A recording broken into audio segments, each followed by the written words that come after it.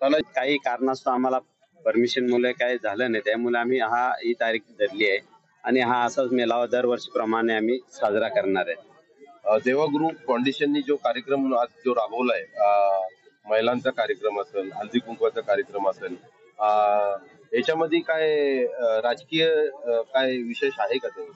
नाही, असं काय नाही. जसं मेळाव्याचं प्रश्न येत गेले, मेसेज गेले, तसं बरेच अधिकारी, कार्यकर्ते किंवा राजकीय नेते यांनी खूप कॉल केले, विचारपूस केली, कारण तो वातावरणच राजकीय चालू आहे.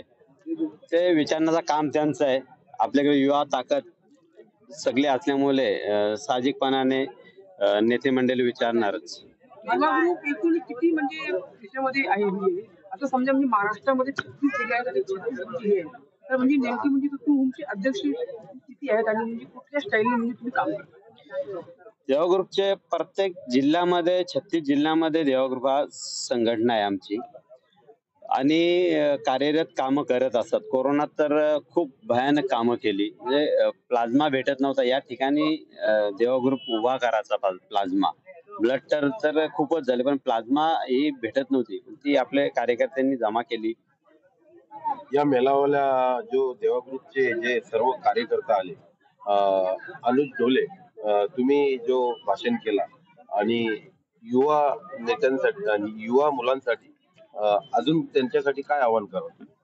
युवा पिढीला मी एकच आवाहन करतो की देवा ग्रुप संघटनेचे सभासद व्हा. जिथे अन्याय होईल तिथे देवा ग्रुप त्वरित पोहोचेल आणि त्वरित तिथे न्याय भेटेल, ही मी सर्वांना आश्वासन देतो.